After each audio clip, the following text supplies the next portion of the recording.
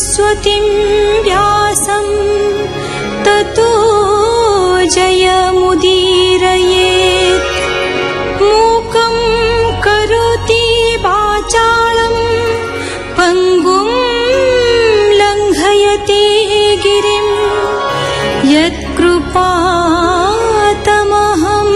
वन्दे परमानन्दमाधवम्।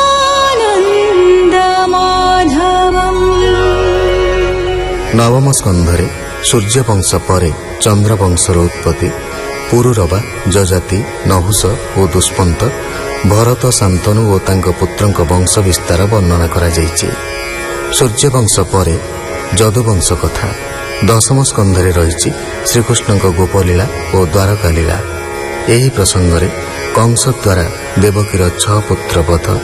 रोहिणी गर्भकु बलरामंकर स्थानांतरण और श्रीकृष्णଙ୍କ जन्म तथा नंदगृह अवस्थान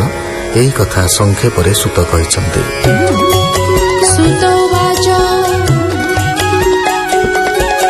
श्रीकृष्ण थाइण गोपरे शुणिछ जेते लीला कले शपथ दिन रात्रे मुण शोषिले पुतनार प्राण मास कि सकट भंजन 2 मासे तृणाको निधन 100 रात्रे नामकरण गार्गव आसीन विधान तदन्ते मृत्तिका भक्षण मातांकु गर्भ दर्शन यशोदा दधि जे मंथन कृष्ण दधि भंड भंजन तदन्ते लवणी भक्षण गोपीये नृत्य कराइण कृष्ण से रोलरे बंधन जामला अर्जुन भंजन जिनण मणि ग्रीव मुक्ति पूर्वे जे साप पाई छंती कहु से कले बाळ लीला केहु कहिब तांक खेला तदन्ते कोली जे भक्षण हे रूपे गोपे आचरण बका बत्सासुर निधन मुरली गीत जे कळन बनरे बन भोजी कले अघासुर को से बधिले ब्रह्मा जे वत्सा हरि नेले कृष्ण विश्वमूर्ति होइले वत्सा बालक जात कले पूर्वे जे मंत होइथिले ब्रह्मा जे बाहुडाई देले वेदरे ब्रह्मा स्तुति कले धेनुकासुरर नाशन कालिन्दीरे काली दलन प्रलम्बासुरको निधन दावाग्निरु गोप रक्षण गोप गोकुलको तारण अजगरु नन्द मोक्षण वृन्दावनरे जे विहार मुरली ध्वनिरे सुस्वर गोपींक वृंदावने प्रीति जेते गुणता बाहु नंती बरसा शरद ऋतुर तही वर्णना जे प्रकार गोपी मानक व्रत स्नान जे प्रत्यतोष भगवान तदन्ते वस्त्र जे हरण कदम्ब वृक्षे आरोहण यज्ञ पत्नी रे अनुग्रह ताहाक स्नेहर विषय यज्ञ अन्न कुशे भोजन ब्राह्मणे अनुताप मान इंद्रर गौरव गंजन हरि गोवर्धन धारण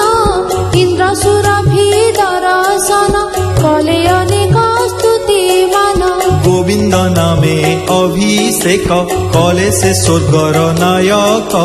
तहु नंदर एकादशी वरुण हरि नेला आसी से पुणी कृष्ण दर्शन पाई संतोष होई मन गोपाल पुअंकु से नेई वरुण भुवन देखाई विद्याधर जे मोक्षण दर्शनी स्वर्ग को गमन तहु जे वृंदावने रास कृष्ण वृंदावने प्रवेश जेणु से सरदर काल दिग माने अति निर्मल गोपींक मोक्षर कारणी श्रीकृष्ण विचारिले मने मुरली ध्वनि से सुस्वरे शबद शुणी गोपपुरे गोपीए वृंदावने गले गोविंद दर्शन पाइले କୃଷ୍ଣର ନିଷ୍ଠୁର ଯେ ବାଣୀ ଆତଙ୍କ ହୋଇ ଗୋପାଳୁଣୀ ସ୍ତୁତି ବିନୟେ ପ୍ରବୋଧିଲେ ସେ କୃଷ୍ଣ ନାରୀ ବସ ହେଲେ ତହୁ ସେ ରାସ କ୍ରୀଡ଼ା ହୋଇ ଉଛୁଳେ ସୁଖ ସିନ୍ଧୁ ଜହିଁ ଗୋପୀ ମଦନେ ଭୋଳ ହୋଇ ବୃନ୍ଦା ଗୋପୀ ଗର୍ବ କରଇ ଜାଣିନ କୃଷ୍ଣ ଅନ୍ତର୍ଧାନ ଗୋପୀ ଏ ବିକଳେ ରୋଦନ ନାନା ପ୍ରକାରେ ସେ ବିକଳ ରକ୍ଷା କର ହେ ଆଦି ମୂଳ ଗୋପୀଙ୍କି ଦେଲେ କଦର୍ଶନ ରାସେ ତୋଷିଲେ ତାଙ୍କ ମନ ଅନେକ ରୂପେ ନନ୍ଦ ସୁନୁ ଏକ ଗୋପୀକେ ଏକ କାହ୍ନୁ ରାସ ଉତ୍ସବେ ଭଗବାନ ଆନନ୍ଦ ସର୍ବ ଗୋପୀ ମନ ତଦନ୍ତେ ଶଙ୍ଖ ଚୂଡ଼ ବଧେ ବ୍ୟୋମାସୁରକୁ ନାସି ଯୁଦ୍ଧେ ଷଣ୍ଢାସୁରକୁ ନାଶ କରି କେଶିକି ପେଶି ସ୍ୱର୍ଗପୁରୀ କଂସ ଯେ ରଙ୍ଗ ସଭା କରି ମାରିବ ବୋଲି ରାମ ହରି ଅକ୍ରୁରେ ଗୋପକୁ ପେଶିଣ ଅଣାଇ କାହ୍ନୁ ସଂକର୍ଷଣ ନନ୍ଦ ଆଦି ଗୋପାଳ ମାନେ ଘେନି ଚଳିଲେ ମଧୁବନେ ମଥୁରା ରାମ କୃଷ୍ଣ ଗଲେ ଦେଖି ବିଳାପ ଗୋପୀ କଲେ ଶ୍ରୀକୃଷ୍ଣ ଗୋପୀଙ୍କି ବୋଧିଣ ଅକ୍ରୁର ସଙ୍ଗତେ ରଥେଣ ଅକ୍ରୁର କାଳିନ୍ଦୀ ସ୍ନାହାନ ଜଳେ ଦେଖିଲା ଭଗବାନ ଅକ୍ରୁର ଅନୁଗ୍ରହ ଭାବ ଗୋଲୋକ ବୈକୁଣ୍ଠେ ଠାବ ମଥୁରାପୁରେ ପରବେଶ ଦେଖି ବୁଲନ୍ତି ନଗ୍ରଦେଶ ରଜକଶିର ଛେଦିତହୁଁ ବସନ ନଦେଲା ସେ ଯହୁଁ ଧନୁର ଭଗ୍ନ ତଦନ୍ତେ ମାଳାକାରକୁ ଯେ ମୁକତେ କୁବୁଜା ଗନ୍ଧ ଯେ ଲେପନ ସୁନ୍ଦରୀ ହେଲା ଅନୁପମ କୁବଳୟା ଗଜନି ବାରି ପ୍ରବେଶ ରଙ୍ଗ ସଭା ହରି ମାଲ ଯୁଦ୍ଧର ଯେ ବ୍ୟବସ୍ଥା ଚାଣୁର ମୁଷ୍ଟିକ ନିହନ୍ତା ରାଜା ଅଷ୍ଟମଲ୍ଲ ନାସିଣ ଉଠିଲେ ମଞ୍ଚା ଉପରେଣ କଂସକୁ କଲେ ସେ ନିଧନ କଂସର ଯେତେ ଭାଇମାନ ଉଗ୍ରସେନକୁ ରାଜା କରି ସର୍ବଯାଦବ ମଧ୍ୟେ ହରି ଦେବକୀ ବସୁଦେବ ଆଣି ବନ୍ଦୀରୁ ମୁଖ୍ୟ ତତକ୍ଷଣୀ ମାତା ପିତାଙ୍କୁ କଲେ ସ୍ତୁତି ମୋହନ ବଚନେ ଶ୍ରୀପତି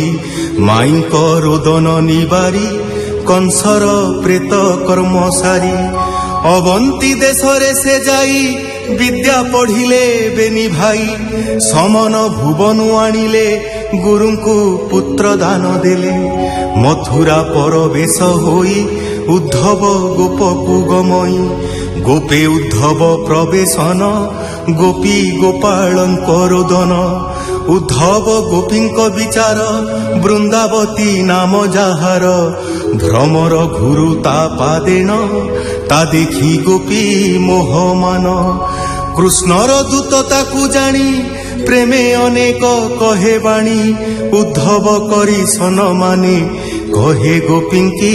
ସମ୍ବୋଧନେ କୁବୁଜା ଗୃହକୁ ଗମନ କାମେ ତୋଷିଲେ ତାର ମନ ଅକ୍ରୁର ପୁରେ ପରବେଶ ଯେ ପ୍ରଭୁ ଅନାଦି ପୁରୁଷ ଅକ୍ରୁରେ ହସ୍ତିନା ଭୁବନ ପେଶିଲେ ଶ୍ରୀ ମଧୁସୂଦନ ମଥୁରାପୁରେ ନରହରି ଯାଦବ ମାନ ପ୍ରତିପାଳି ଜରାସନ୍ଧ ଯେ ଧାଡ଼ି ଦେଲା ମଥୁରା ନଗର ବେଢ଼ିଲା ଏମନ୍ତେ ସପ୍ତଦଶ ବାର ଯୁଦ୍ଧେ ହାରିଲା ଜରାବୀର ଅଷ୍ଟାଦଶ ବେଳ ତା ଜାଣି ସୈନ୍ୟତା ମଲେ ଅକ୍ଷୋହିଣୀ